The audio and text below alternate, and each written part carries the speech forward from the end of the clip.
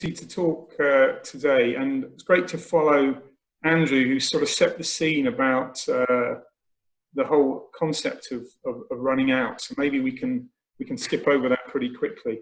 But actually, I'm going to talk to you this afternoon about how we might diversify supplies, and I'm specifically going to talk about cobalt because there are issues with regard to that. And I just want to pay attention to my colleagues here. I've been involved in two key projects here. One that was funded by the Research Council in the UK, COG3, which was looking at, under SOS, security of supply of metals. And we've now got a European project called Crocodile, with a rather snappy title, that's talking about secondary supply streams for cobalt for Europe, and I'll talk a little bit about that, and that fits into the whole talk. But I really want to set the scene by talking about cobalt production first off, because that's clearly cobalt's recognised as a primary metal for the transition that we're making into the green economy. But it also has other uses. The current mine production is about 125,000 tonnes a year, and around 45% is currently headed for lithium-ion battery production. So that still means 55% of it is used for other sort of high-tech uses, and you'll see there's a list of things there, all very important for modern industry. It's also one of the few bioessential metals. It's a vital part of vitamin B12, and it's interesting, a deficiency in humans can lead to symptoms of anxiety, which is quite an interesting thing to think about. Okay, so cobalt isn't going to be running out anytime soon, and we'll talk about that a little bit, but there are supply squeeze issues currently around us. And one of those supply issues is the fact that the UK, among other countries, has pledged to move to net zero carbon by 2050. As part of that, the Committee on Climate Change say that the vehicle fleet, the private vehicle fleet in the UK, should be all battery electric by 2050. So if we just simply take what the UK has as a car fleet now, and we convert all of those current internal combustion engine cars to battery electric vehicles, that will take 207,000 tonnes of cobalt. So that's about 2 years of world supply at current rate. So you can see, if you scale that up to the world, and we all want to do that by 2050, it means that we will have to more than triple current cobalt production and remain at that level until 2050 to satisfy the demand. Now, another squeeze issue is the fact that 95% of the world cobalt supply is a byproduct of mining major metals, particularly, as you see here, copper, and to a slightly lesser degree, nickel. And Dan Smith yesterday talked about tellurium, which is another metal that sits into that problem. And all of those key critical metals are usually, because it's one of the aspects of it is because it's a byproduct of a major metal production. So obviously individual mine closure, the copper mine closing, could actually affect the byproduct supply of cobalt, which has happened recently in the DRC. And then there's very strong geographical supply issues, the DRC factor, and I'm going to talk about that in a bit more detail. What do I mean by that? Well, if we look at where cobalt is being sourced from, this is a 2018 graph from the USGS, and it shows that the DRC, Democratic Republic of Congo, dominates the supply of raw, newly mined cobalt, around 55%. And of that, 10%, but it made up to 15 or 20%, according to a 2018 study, is actually from what we might call individual mines. So this will be artisanal mines or small-scale miners, which are less well regulated and have been attributed issues of child labour and unregulated mining practices. And generally, these are thought of as very unwelcome to have that kind of tainting in the supply chain. And so obviously, looking for ways of broadening that risk geographically, geopolitically would be really, really good.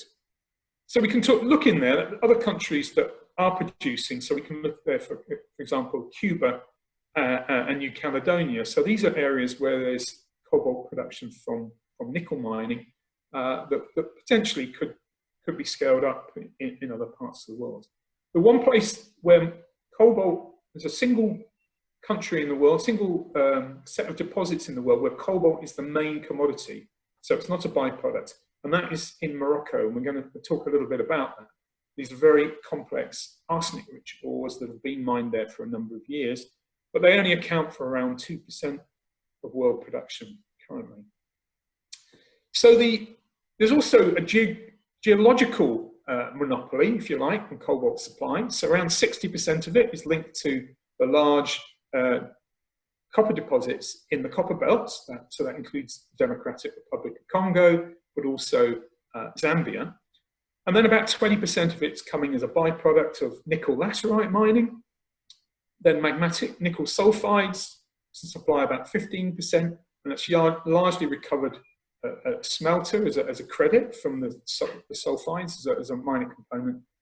And then there's around 5% called here miscellaneous, which includes those arsenic-rich deposits in Morocco.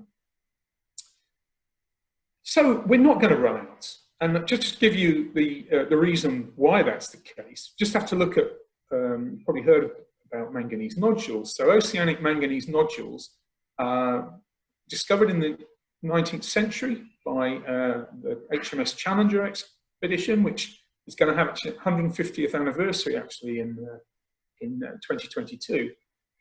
And our museum actually has the type specimen of that nodule. So it was discovered a very long time ago, heavily explored in the late 20th century. The global resources of those nodules are likely to contain 120 million tons of cobalt. So that's practically, in our scale of industrially, we might even term it limitless for human needs. And so there are evaluations going on to mine in the deep ocean, but there are some clear issues there: environmental permitting and social licensing. So these things don't appear to be there in the midterm, but long term, they kind of underwrite. It's you like, it's the underwriting of cobalt supply if we ever need to get to those resources. There's other terrestrial potential too. So there's quite a lot of under-evaluated cobalt in sedimentary copper systems. At the moment, 60% of the cobalt's coming from Central Africa, from Zambia and DRC. But there are other basins where these types of deposits are being mined. There's Kupferschiefer in Poland, where we know there is cobalt, it's not really being recovered. There's a lot of cobalt in lateritic nickel deposits, but the processing technology dictates whether the cobalt's recovered or not. And quite a few places around the world don't recover the cobalt from their nickel mining, and that would include Greece. So potentially there's a European producer that could be producing cobalt, but currently throws that away and doesn't recover it.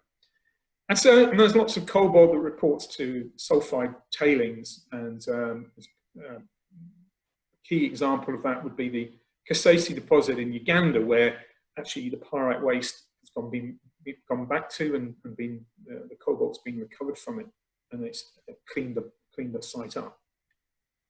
We also know that there are old mining camps with new potential. So the famous Cobalt district in Canada mined very complex arsenide ores for silver back in the early 20th century, and these could be reinvestigated for their cobalt content, and there are a number of companies looking into that. There have also been some discoveries of some unconventional cobalt-only laterites and some other types of sedimentary deposits, which I shall mention briefly. And then I'm going to mention a little bit about how new resources could be unlocked by new technologies. And these are resources that we've already defined, but by introducing some technologies like hydrometallurgy and bio-recovery, we might be better placed to recover those metals. So there's a whole bunch of deposits out there that have potential to recover cobalt. They're geologically diverse, So we've got the sedimentary copper group here that's shown in blue ring. These cobalt-only deposits are like the Cobalt Ontario group, as shown there in red, and then some magmatic nickel deposits where these could be covered. In Central Africa too, we don't really understand the distribution of cobalt. It's not uniform throughout the belts. The little triangles in red show the cobalt-rich deposits. The black spots are showing the deposits that are rich in copper. And actually, if you look in detail in the copper belt, so on the right-hand side, the left-hand side there, you see a little diagram there, and it's a grade distribution map from the Nchanga mine. And at the top, you see the distribution of cobalt. So the red, the warm colors show very high numbers, and the bottom is the copper grade, similar thing. And you can see the cobalt and the copper don't follow one another directly. And that's shown on the right-hand side, a graphic log there. You can see the peak in copper content in a drill hole through the sequence there. And actually, some sections are really copper-rich with a little bit of cobalt, and others are quite cobalt dominant. So it's very interesting that understanding that geological distribution isn't clear. And we could take that to look at other basins, and we know in the Kutri Sheaf that there is cobalt in that basin. It's currently not recovered through the mining techniques they use, and there's good potential there of recovering cobalt from that particular deposit. And so there are other basins that could be looked at for potential for cobalt recovery. In Europe, there have been some discoveries of some interesting deposits. This is the Talvivaara deposit in Finland, a low-grade shale sulfide deposit that has actually had this new technology I'm going to talk about, bioleaching applied to it. And this is a potential large source of cobalt, very low grade, but a huge resource. I talked a little bit about these arsenide deposits in Morocco. They're being mined currently. They're producing about between 1% and 3% of the world's cobalt. There is a problem with the arsenic, but in Morocco, they developed really very good technologies of being able to recover the arsenic. And in fact, there is a market for arsenic, surprisingly, and these are still quite economic and making good money. And I talked about Ontario. There are deposits that were previously mined for silver, for thin, high-grade silver cobalt veins. The cobalt was largely neglected, wasn't recovered. There's large amounts of tailings in that region, but also areas where the cobalt grades were higher than silver. They were never mined, and there is potential for cobalt recovery. Also, we know a large number of massive sulfide deposits have cobalt credits, some of which that have been exploited in the past, some of which remain dormant, and these are potential further deposits that could offer us that diversity of supply. And then the last talk about magmatic nickel deposits. This is actually some images from the new the Sakatti discovery by Anglo-American up in Finland. And actually what we found there is that the pyritic facies of the mineralization, which on the face of it would in the past might have been thought of as waste, and that would have reported to tailings, it's actually running 2% cobalt, and it is obviously a potential resource.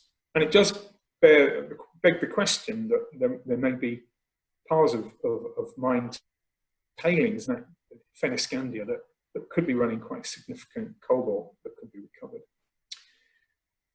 I mentioned unconventional laterites where cobalt dominates. So there's a really interesting one in Cameroon, where very large deposit where the cobalt grade is abnormally high for this type of deposit. So the cobalt to nickel ratio is 1 to 3, which is much higher. It's normally much lower than that. It's usually 1% for every percent nickel. And so this represents a very large unexploited new type of deposit. And I mentioned Europe, where Greece, with their mining nickel laterites currently, they're not recovering cobalt. And all the nickel laterites that are through the Balkan regions have a significant cobalt credit. And this region, we're talking about locavorism, which was mentioned in the Q&A session. There is a potential if Europe wants to mine more locally that we could recover cobalt from indigenous resources. And now for the last part of my talk, I'm going to unashamedly talk about the research projects that we've been working on, which is introducing some strategies that are potentially have a low energy footprint. And this is to use bioprocessing strategies in cobalt ores, particularly ores that have already been broken. Perhaps they're part of the waste stream, or they're currently reporting to the waste. So this is, if you like, the more oxide-rich parts of laterites, which are generally more cobalt-rich than the saprolitic ores that are higher in nickel, and then some of the sulfide ores and actually the arsenic-rich ores, where a lot of the cobalt might be reporting to sulfide waste. And there, the use of bioprocessing strategies has been shown to be able to unlock cobalt as a new type of technology to introduce into the stream. So this technology is proven for cobalt recovery from sulfide wastes. Kasese mine in Uganda was a case where an environmental disaster of acidic mine waste, acid-generating mine waste, was cleaned up, and cobalt was recovered as a result. And our projects demonstrated this type of technology also works for lateritic nickel cobalt deposits. And it shows promise, actually, from the experiments we've done for the arsenical ores from Ontario and Morocco, and it leads to formation of quite stable arsenides. So this bioprocessing technology is now being incorporated into a large EU project called Crocodile, and I'm going to spend the last minute of my talk talking about that. This is where we're looking now, as it was mentioned before by Andrew Bloodworth here, that actually as we move forward, we're going to be generating a lot of these metals. They're going to be in the supply chain, and we can start to, if you like, mine these from the circular economy. And part of that waste could be, part of that secondary chain could be old mine waste or neglected parts of the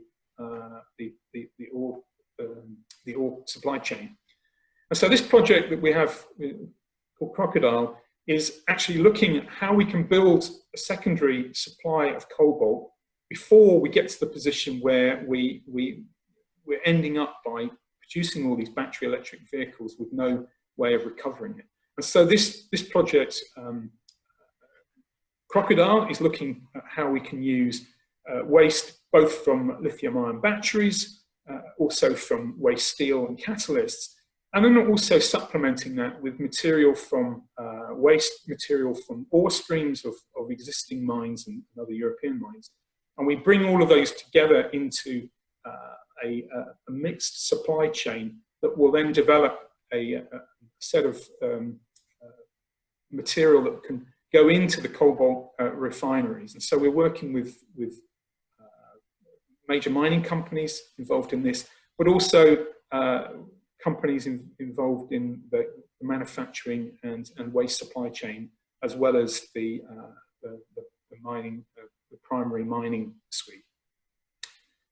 So just in summary, to finish up, there's a reticence to use Central African sources of cobalt because of all those supply chain issues, potential contamination with supply from environmentally and socially unacceptable sources. We know we're not going to run out, but we do think there are other deposit types are ripe for co-recovery of cobalt to supply this demand in the medium term. But we do need to have more investigation to understand where it resides, and then bring in some methods to help co-recover that cobalt. And we've seen that there are unconventional cobalt-only deposits that remain largely untested by modern methods. And some of these new technologies, like bioprocessing, show promise for recovering cobalt from these unconventional ores and even the secondary supply chain. And we see those as ways of reducing the energy footprint of this supply of metal. And as Andrew alluded to in the previous talk, that's one of the biggest challenges that the mining industry faces is actually reducing that energy footprint. And this talk maybe has given you some insights into perhaps how that can be done. And then the other thing to say is that we should be building the secondary supply from potential waste and scrap sources before we start producing all this scrap waste. And hopefully projects like Crocodile will mean that there will be, you know, when we start having this material coming in, the newly mined raw materials, we don't lose them in the circular economy. And then we can actually start to reduce the amount of newly mined cobalt that we might need. Okay, I think I will stop there. Thank you. Brilliant. Thank you very, very much, Richard. So massive round of applause from all of us on the other end of the microphones. And I'm going to come to one of the questions that's coming through to you. They're now beginning to flow. So apologies to everybody. I'm going to the top question that came in. And this comes from Mikhail, and he says, very interesting talk. Catherine Goodenough, who I know you know very well, Richard, discussed this morning the diversification of producing countries for rare earth elements and some of the environmental issues that emerged as a result of that, i.e. an increase in the number of small operations that may not actually have the resources to ensure full compliance and or the recycling of waste. Do you forecast something similar if that were to happen to cobalt? And he also says, love your virtual background, by the way. Okay, thank you. Yeah, I've just been playing around with Zoom, trying to become a super user. No, yeah, with regard to, yes, I mean, that's a great question, isn't it? Do we want to have a few very large deposits where we can control the footprint of them environmentally and so on? There is this problem, if you start to diversify, you then create lots of different sites with the same problems. But I mean, I'm speaking at it from the securing the supply chain. We can just see what the problems are. I mean, if you get a blockage in the supply chain from one of these countries, I mean, and it happened in the DRC, and the big mines close, and then you suddenly lose a huge supply of cobalt.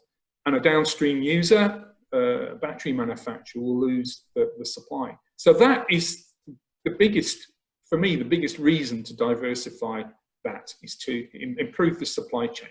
It's like consumer choice. You know, you wouldn't want just to have one supermarket that would be the only place you could get food. And I think the COVID crisis has told us about, you know, getting the supply chain of raw materials for what you want to do right.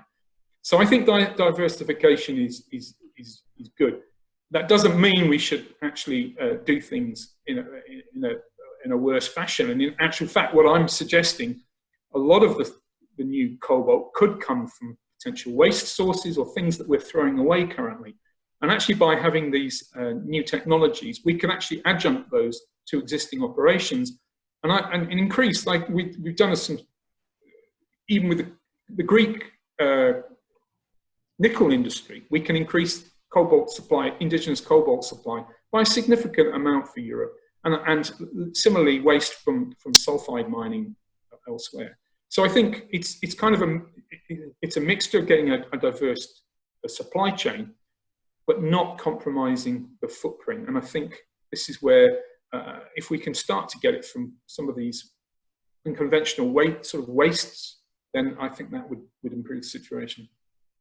Brilliant. And well, with that, thank you very, very much, Richard. There are more questions for you up there in the Q&A, so I can direct them towards them afterwards. But another round of applause. Thank you very much for the fantastic Richard Herrington. Brilliant. Now, we've been talking cobalt, and so of course we've been talking batteries, and of course there's something else that is very topical with regards to batteries, and that is of course lithium. So now we're going to come across to Hanu. So Hanu, if you want to unmute yourself and begin to share your screen, we'll bring you into this conversation.